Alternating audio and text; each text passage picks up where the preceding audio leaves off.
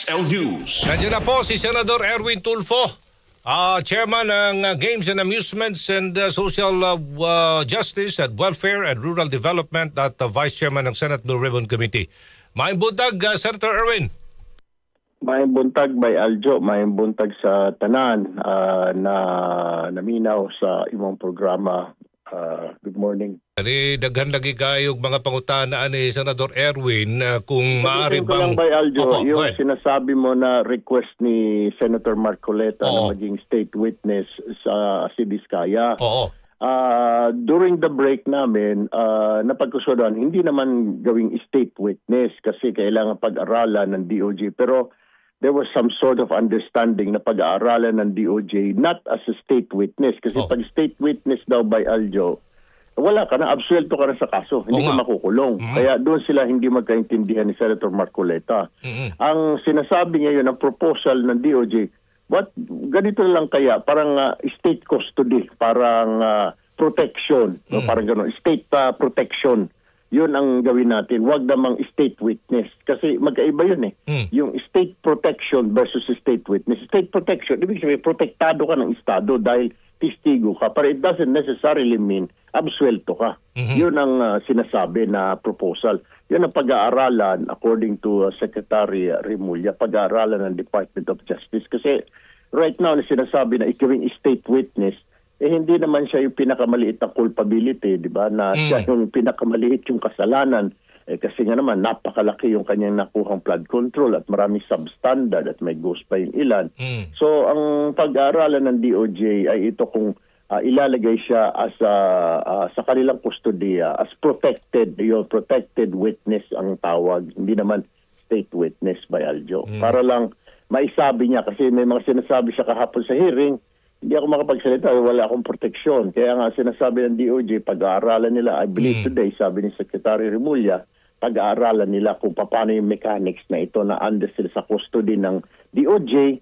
Pero it doesn't mean to say na libre sila sa kaso. Kasi state witness kasi by Aljo, absuelto ka eh. Dahil ituturo mo lahat, so absuelto ka. Paano naman, kasabot ka doon. Yun na nga. So, yun ang sinasabi ni Secretary Remulla. Kaya hindi siya makapagsabi na, okay, state witness na yan. Mahirap eh.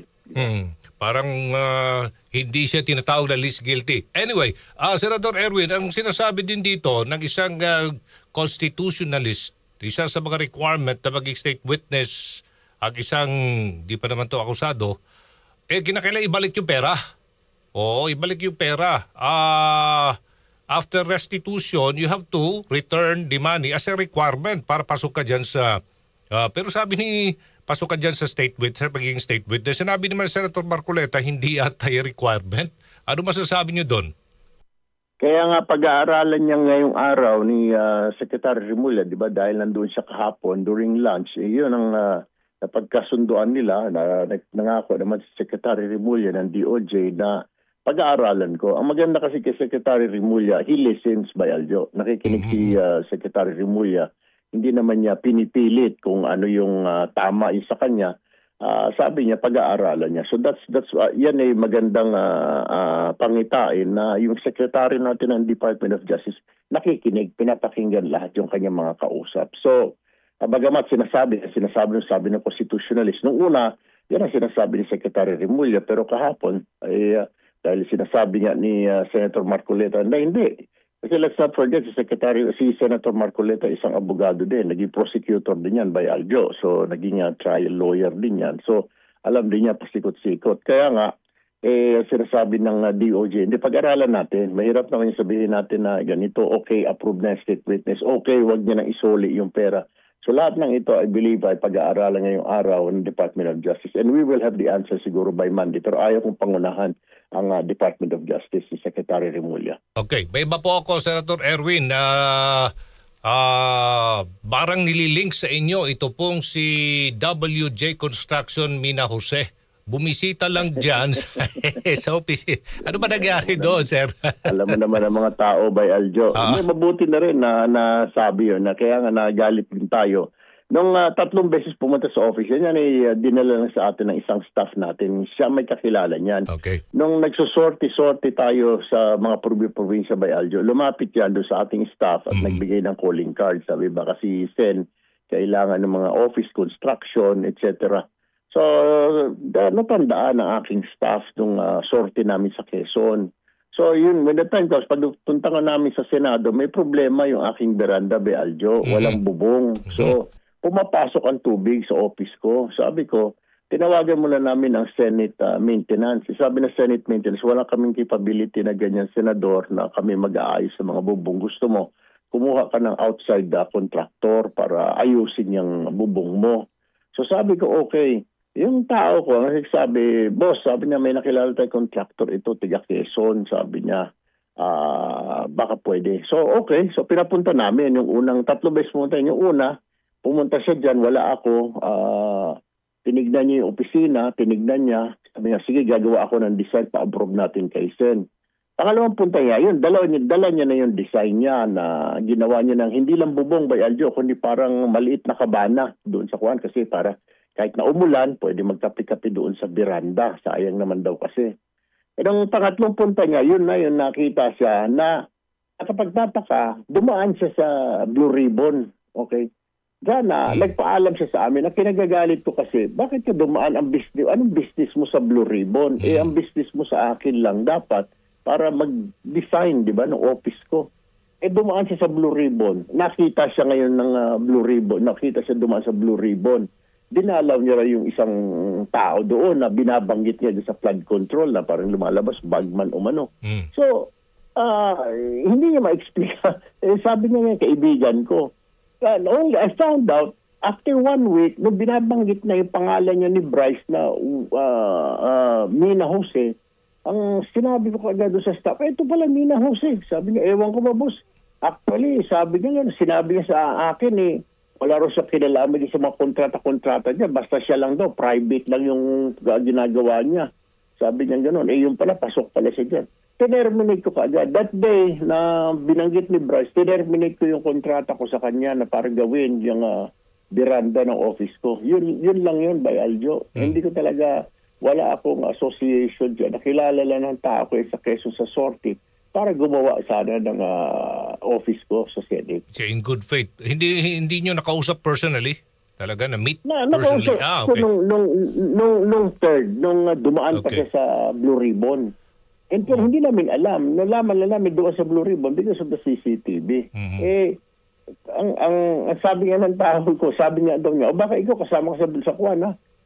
Sa flood control, sabi niya, vertical lang po ginagawa ko, tsaka private. So, sabi siya, nagsinungaling. So, kinancel ko kaagad. Yesterday, I already submitted by Aljo yung cancellation po ng contract sa Blue Ribbon Committee para masuri.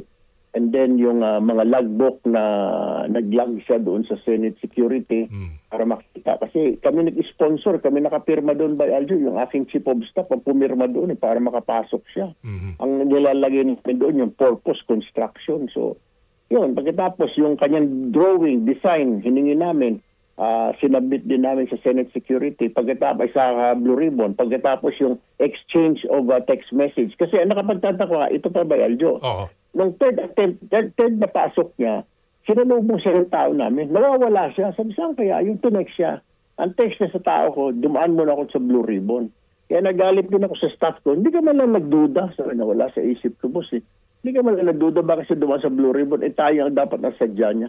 Kasi by Aljo, uso dyan sa Senate, kahit sino pupunta dyan, lalo na yung mga LGU. Pupunta kay isang senador na ganito, ang daming bit-bit na papel na mga request. Pagkatapos pupunta doon sa isang senador, magbibigay ulit ng request ng eskwelahan, ng ospital. Tapos, para kung hindi maibigay ng isang senador, yung isang senador baka parang magbabaka sakali na may senador na magbibigay doon sa kanyang request. Ganun ang ginagawa dyan sa Senado, yung mga bisita na palundag-lundag. Ginawa din niya dito sa amin. Pumunta daw siya sa Blue Ribbon. Pero hindi yun by Aljo. May problema pala siya. Sabit pala siya dyan. Tapos, gamit niya yung pangalan namin. Kaya siya nakapasok dyan. Yun lang yung medyo sinama ng loob natin by Aljo. Maliwanag, ginamit opisina nyo. Ginamit ang opisina ninyo dito sa mga exactly. Para ililink ka. Actually by Aljo, wala na akong i-explain ka dyan. Oo nga. Yan naman ang katotohanan. Kung i-twist man ng mga tao dyan, i-twist man yan ng mga galit sa atin, wala na tayong magagawa because that's the truth by Aljo. Okay. Sinumiti ko na lahat ng ebidensya na hindi ko kilala yung tao na yan. yung Mina Jose na pumunta lang para mag-construct doon sa office ko. Bahala na ang Blue Ribbon. Kahit sino mag-imbestiga, gusto na. Magpa-imbestiga pa sila sa NBI, CIDG, lahat ng ahensya pa mag-imbestiga, National Security Administration. Walang problema sa akin, Bay Aljo. Yan naman talagang totoo. Yan lang masasabi ko, Bay Aljo. Dahil may mga sustansya at malalim talaga ang birada nyo dyan sa hearing ng Senate Blue Ribbon, Senator Erwin. Lalo na ito pag-ungkat sa mga manomalya. Kaya siguro parang dililing ka dito. Hindi maiwasan eh. Hindi ko kilala yung Bay Aljo. Number 2, common sense na lang sana. Wala naman akong flood control dahil bagong pasok lang ako sa Senate, Bay Aljo. Ano naman kinalaman ko dyan? Sa Congress, alam na naman, pag party list ka, wala ka naman mga infrastructure budget, Bay Aljo. Yung mga distrito, may mga allocation. Pero pag party list kasi wala kang teritoryo, Bay Aljo eh. Bakit ka bibigyan ng infrastructure project? Sige nga, ang binibigay sa amin sa party list para sa kaalaman ng lahat, ay pawang mga social service, Bay Aljo. Medical assistance, yung AIX, yan ang pwede naming i-request sa DSWD na, o DSWD, pwede bang padalhan mo ng ganito itong lugar na ito? Kailangan itong baryo na ito ng 500 doon ng mga tao kailangan ng AIX o ito susulat kami sa DOH, meron pong lalabas na ilang pasyente dyan sa PGH, baka pwede pong bayaran po ito ng DOH. Yung ganun lang, Bay Aljo. Pero honestly, wala ang mga party list hindi binibigyan ng mga infrastructure, ng mga flood control funds na yan. Wala, Bay Aljo. Yung sinasabi nila na may mga ilang mga congressman na party list na meron, ewan ko kung anong ginawa nila. Pero straight up, Bay Aljo, wala. Hindi binibigyan ng party list ng mga flood control projects. Kasi wala siyang teritoryo, Bay Aljo eh. Parang nationwide siya. Okay. Last question na lang, Senator Erwin. Ito sa nagpapatuloy na pagdinig ng Senate Blue Ribbon Committee sa Banumalyang proyekto kontra baha. Halos hindi na ho nagsasalita at nagsisinungaling na ito mga tinatanong ninyo. Oo. Kaya nga, nandun sila, nilagak namin sa kulungan, Bay Aljo, sa baba. Sabi nga ni Senator Ping, hanggang hindi sila magsalita, baka tuloy-tuloy na sila pag-file ng kaso sa kanila ng plunder, hindi na talaga sila makakauwi sa bahay. Pag hindi sila mag-cooperate, nandyan lang sila sa Senado, sa Senate custody, lahat silang 4. Kaya might as well magsalita na sila, ituro na nila. Yung turo, Bay Aljo, may resibo, hindi yung sabi ni ganito kay congressman ganito, sabi ni ganito kay senador ganon. Dapat yung face-to-face, dapat may litrato siya, may resibo siya, may pirma doon si congressman, senador, di ba, kumuha ng pera. Hindi yung madali kasi yung gawa-gawa ba lalo na ngayong mga panahon ngayon, may mga AI, Bay Aljo. Yun ang delikado eh. Ang nais din ng mga nataong bayan, may balik talaga yung mga nakaw na pera, sir. Oo. Ito pa, sabi ng DPWH, nakikipag-ugnayan na sila sa iba't ibang ahensya. May mga yate pala ito. May mga mansyon, may mga luxury cars, may mga private plane pa. Sus, porbida. Masaklap kasi dyan, Bay Aljo, they have acquired all those properties nung nakaupo na sila. Okay. There's a difference kasi may mga mambabatas tayo na alam natin ng mga milyonaryo na hindi natin babanggitin. Kilala mo naman kung sino yung mga anak ng mga tycoon na mambabatas, di ba? Na before they joined, dahil magulang nila milyonaryo, they're already rich. So tignan din dapat, nung pumasok ba itong senador na ito, congressman ito, ganito na ba kayaman ito? Dapat tignan. Kaya nga, nung sa hearing by Aljo ng committee ni Senator Robin Padilla para i-hear yung freedom of information sa mass media, Committee on Mass Media, Public Information Mass Media. Isa tayo na sumusulong by Aljo, naaprubahan ng Freedom of Information Bill. Kasi pag naaprubahan ito, isang pindot mo lang sa computer by Aljo, i-type mo lang pangalan ng Erwin Tulfo, makikita mo yung Statement of Assets, Liabilities and Net Worth by Aljo. Makikita mo na doon. Ay, magkano ba ang worth nito? Kaya ba nitong senador na ito, congressman na ito, na makabili ng ganito? Di ba? Makikita mo doon. O yung history. Nung pumasok siya sa Kongreso, may bahay na ba siya? May sasakyan na ba siya? Diba? Doon makikita. Kaya importante yung Freedom of Information Bill by Aljo. Maipasa na. Okay. Daghang kay salamat. May butag Senator Erwin Tulfo. Salamat po. Magandang umaga. Good morning. Thank you. Si Aljo